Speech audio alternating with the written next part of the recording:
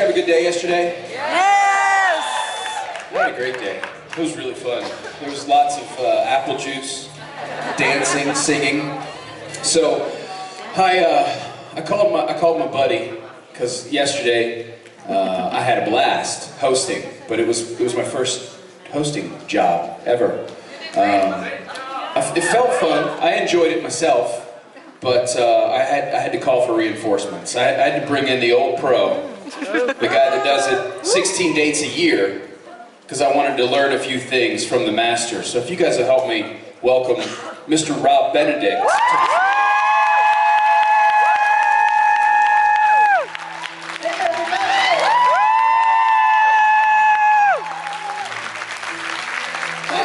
Hey buddy, how you doing? Not bad. Not bad. I'm just gonna, you do your thing, I'm just gonna take notes. Okay. Hello everyone. So you start with a stiff hello. Okay, and just one little thing like this. Okay. Yeah. Got it. Hi. And then you see people you know and you wave to them. Hi. Do the Hillary Clinton. Hi. Oh, I know you guys. Hi.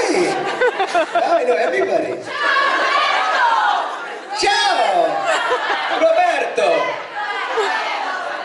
Ciao Roberto, me, si. And then you speak their language. Yeah, then you really get a mood. My Italian is, as everyone knows, molto bene. Ciao Roberto. Ciaoberto, if you put them all together. I like it, just Ciaoberto. All right. I'm excited to be here. And this is my favorite city in the world, Rome.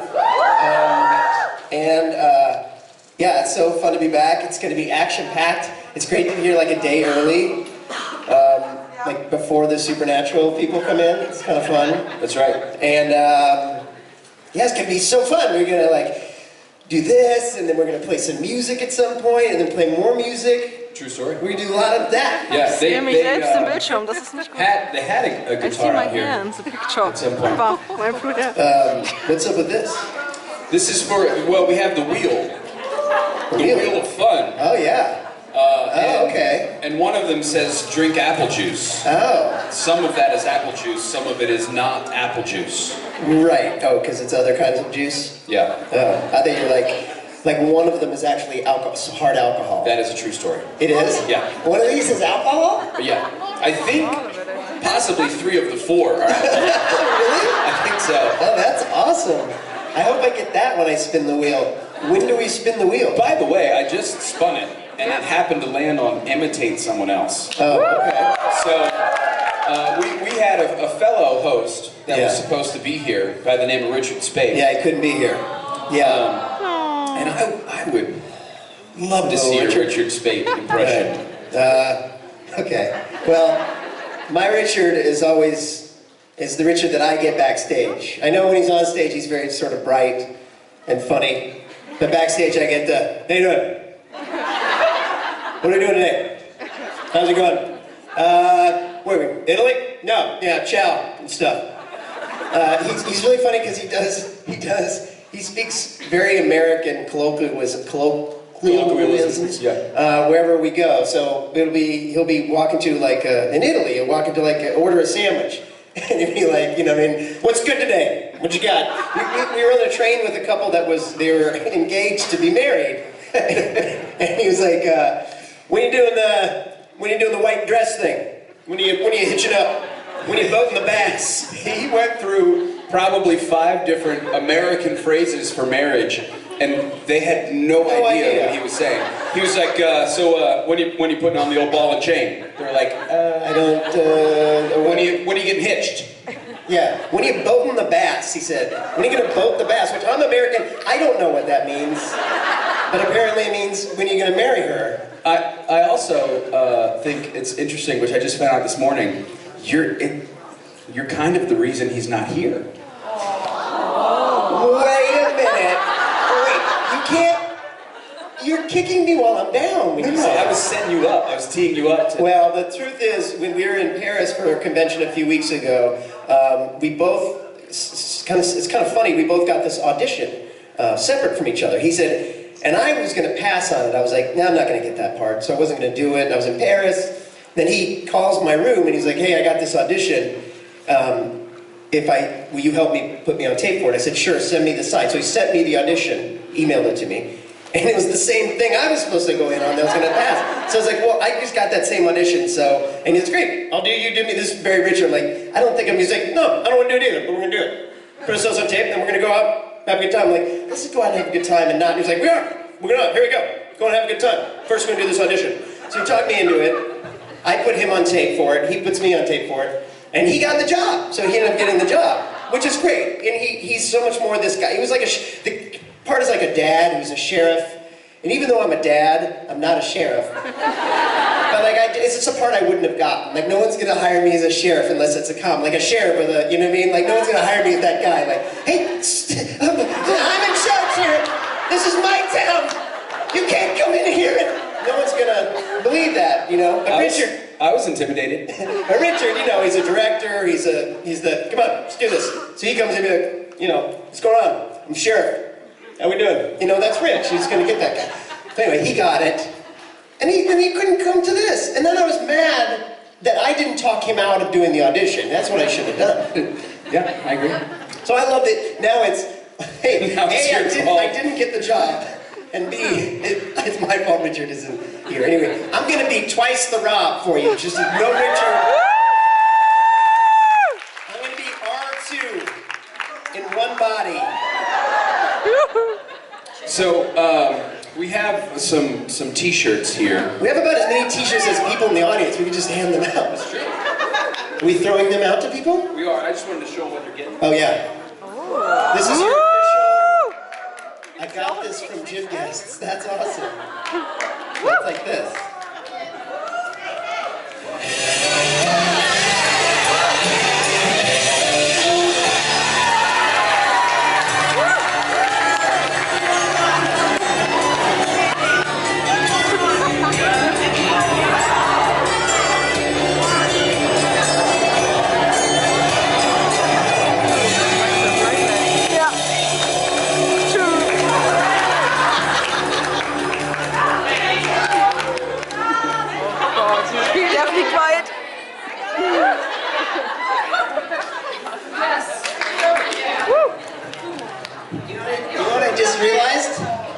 I'm not a good t-shirt thrower. It's difficult, you have to ball it up really tight. I was like, and it would go, and it's really hard to choose. People are going, Rob, and I can't be like, no, not you. I know it's tough. You can't make eye contact. If you make eye contact, if you make eye contact, you kind of just have to look up.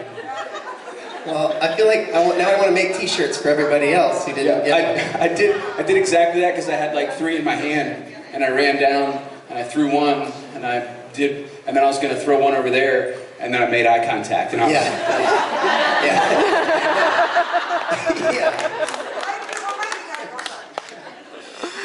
You know what I realized too just now, Jason? What's that? When I was doing the imitation of Rich, my imitation of Rich, when Rich isn't here, sometimes goes into my imitation of Jensen, which is also very like, what are we doing? You doing comedy? That's my Jensen. So it's that same sort of tilt forward. It's the business tilt. Yeah. So you just add the comedy elbows and it's Jensen. Could you maybe do an impression of Jared while we're at it?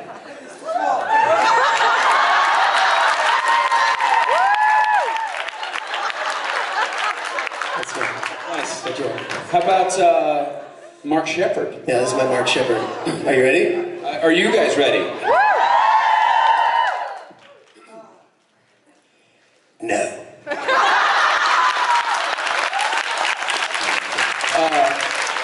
I think there might be some people here who are very capable of this impression, but I'm going to ask you to do it. Ruth. I can't do a Scottish accent. I know. He knows that I'm really bad at accents. I really can't do, oh, hello. I'm Ruth.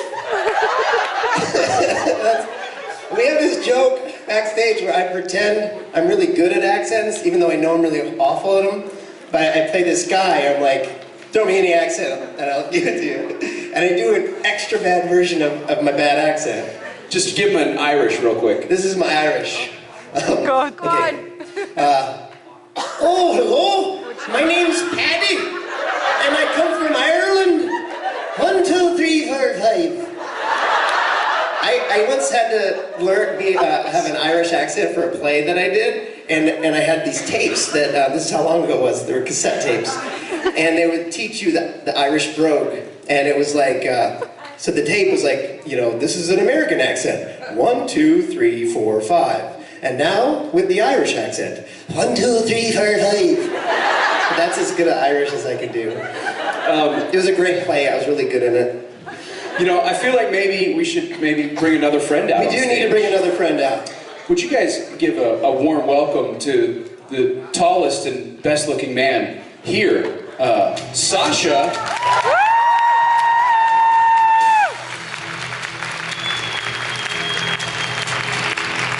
Hey guys. That was an impressive Irish accent, by the way. Thank you so much. Thank you. I worked really hard. I just felt like there's a leprechaun running around in here. So. That's fantastic. You changed. I did. Costume change. You know what it was? I was getting a little nippy, quite literally. And I was getting a little self-conscious about the fact that my headlights were on. Yeah. In fact, I'm even going to turn this a little bit away from me because no one needs to see these puppies busting ass. I have the same problem. I know. Do you? I know. Stay close to me. How's everyone this morning? It's so nice to be back here, honestly. This is like, I look forward to this thing all year. It's the best. It's the best. Yeah. We love it. So you guys have two options. You can stand up and walk to the microphone and ask us questions, or I will come put the microphone in your face and make you ask us a question. It's up to you. It's your choice. 3, 2, 1. All right, you made your decision. I saw one right here. That's true. So I have a question for Rob. Do you know? All right, okay. It's gonna be a long weekend. Since you are playing God, obviously, do you know that one of your sons is already here? One of my sons is already here, or do I know if? So, is the question, do I know that if one of my sons is already here? This son may have a different face than you're used to as your son. Oh, jetzt wird's kompliziert. He's a little bit taller and more British than the son that you Yes. I have seen this imposter who thinks that he is Lucifer. He doesn't know that I'm his dad. So, yeah, we need to make that connection. You know, it's very confusing because when I came down to earth as God, Lucifer was in Castiel's body. So, and now he's in Mark Pellegrino's. And then we get Lucifer here. Tom Ellis, who, I mean, let's just be honest, he's got a good voice, that guy. Yeah, he's a great looking fella. Great looking. Yeah. Just like his old man.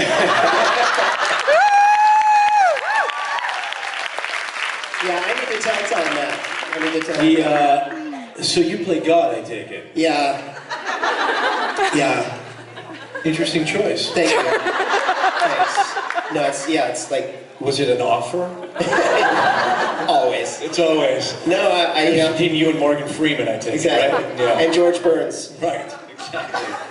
Who wasn't really in the room. God bless him, God bless him. Yeah, no, it's, that's, I think, kind of on purpose.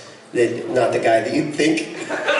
Like God, like, sits on a chair like this. You know what I mean? Like, this is not your image of God. And I think that's why they kind of went with that direction. Really, they make you sit on a little stool? They made me sit on a stool in every scene. They just wheel me in. And is the Irish accent part of the whole God thing as well? Yeah, obviously. Because I nail it. Yeah. I think we have another question here in the back. Okay, Donahue. So my question is, well, it's more like a task. Each and every one of you has to imitate a Star Wars character. Ooh, imitate a Star Wars character. Just this character. Huh. Jason, do you have one? Let's see.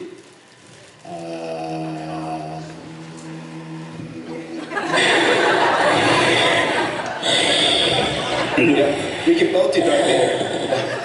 I think that's about it for me. The character I would be.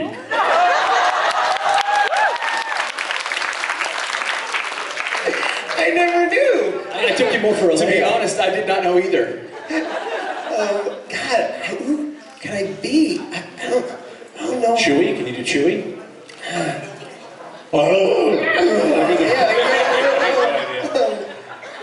One year I went as Han Solo for Halloween because my buddy had this great Chewie outfit. Yeah. So I was like, I'll just be Han Solo.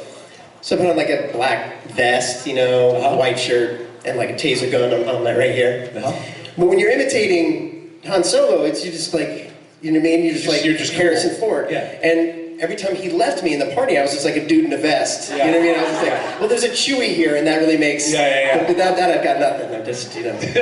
Just a guy in a leather vest. Just a guy in a leather vest. With a gun. Hi. How are you guys? The look of sheer fear just now was palpable. You look like you have a question. You don't look away from me. No eye contact. I invented that. What's your question? Oh, she doesn't speak English. Likely story, but you laughed at all the jokes, so I know that you do speak English. But I will ask the next person. No. Oh, we hit a shy patch. Look, you got hands here. Did you had? I saw a hand up. Did you have a question? It's actually for you and Rob. What happened at the Station Breaks concert? You guys were supposed to play in London. Yeah. Can you tell a little bit about that? Yeah, I think this is a good place to come clean about that. We did a concert tour a couple months ago where we played like 4 cities in Germany, we played Amsterdam, and the last stop was in London. And going to the airport, coming from Amsterdam, right? So there's rumors out here. I've heard that it was drug related, and I'm here to tell you, unfortunately, it was not drug related. I wish that it were. Would have been cooler if it was. We were coming through the airport at Heathrow, and the whole band got through except our drummer, who has long blonde hair, and he looks like a hippie. Yeah. And the guy stopped him and was like, what are you doing here? He's like, well, we always just say, like, you know, we're there visiting friends. And he said, the guy was like, well, what do you do for a living? He's like, I'm a musician. And he's like, okay, well, what's in your bag? And he's like, sticks and some tambourines. And he's like, so you're playing a gig? He's like, we're playing a gig, but and by that point it was over. Like, we didn't have a work permit. You're supposed to have a work permit. Well, they go through the airport and pick those of us that were still in the airport and pull us back. So that was me and Billy. Jason had already wandered out to freedom. And so anyway, they pull us back. Long story short, we were in lockup for 24 hours. No, really? Yeah. 24 hours? Yeah. Where, like the airport prison, or? Yeah, the airport prison. I mean, literally, it was the airport prison. For real, it was like locked door, all lights on, full guards. In London? In Heathrow. We never made it out of Heathrow. And we were, hi, how's it going? In London, we got stopped because we didn't have work permits. And the only people that were still there were me, Billy, and Rob, the drummer. And so they literally, we strip searched everything. No. Not really strip searched, No. but everything was searched. I got like full, like he got all of my body. Did they take your little leather vest off? They took my leather vest off. I tried the Irish accent, they didn't buy it. They didn't buy it. I was like, but I'm from Ireland. So convincing. Anyway, so we were in lockup, and then they escorted us to a plane and flew us home. No. Yeah. Wow. Yeah. So it was a major bummer. Meanwhile, I had the show of my life. I went on to London because the show must go on, right? I mean, you can't not play a show. There were people that came very long distances to see a show. So And we didn't have our phones. They took all of our stuff away from us, right? Yeah. But the show was, I'm telling you, it was unbelievable. The point is, he was scared. He didn't want to say, listen, Rob's in lockup because he didn't have a work permit, because he thought they still might be coming from him. That's true. So he couldn't, so he said our luggage was lost. What an a-hole I am. If my luggage is lost and I didn't text or tweet out to the fans, hey, I'm just waiting for my luggage. I would have come in, anyway, so we got out the next day, got our phones back, and we looked on the Twitter, and there's like Jason saying, everybody's saying like, God bless Jason. He had the show of his life, and he didn't let the lost luggage bring him down. What an amazing guy Jason really was. So you're playing a gig in London with fans, adoring fans. Hundreds. Green room with like booze and So drugs much. and everything. And you're in a prison in Heathrow Airport. It's a great arrangement. I would be a show of my life. Yeah. That's nice. That's camaraderie. So that's what happened. Wow. But in fairness, just so it doesn't look so terrible, I did wait at the airport for like 6 hours. Yeah, you did. And I waited to the very last possible second. Like the business lounge with like catering and stuff. I was there, Sasha. You were there. And so we waited to the last possible minute, and I was like, dude, this was before they had taken your phone. And I was like, what do you want me to do? And you said, go play the show. Yeah, for sure. You So that's why did the right thing. You did the right thing. I wish you had. I simply did what you told me to do, that's all. I think if you would have stayed, though, you could have talked us out of the trouble. Because he was like, just tell them this. Tell them we're playing the show. You know, it doesn't matter. We're playing like a show. Tell them Paul Carello. He's Scottish. It's all good. We're just playing the show. It's all, good. If I would have done that, they would have been like, okay, it's good. You can go. But I was like, okay, we're playing the show. There's a guy. He's Scottish. What do you want? I told you we're playing a show. Just let me go. You know what I mean? And so that's why they're like, all right, lock him up.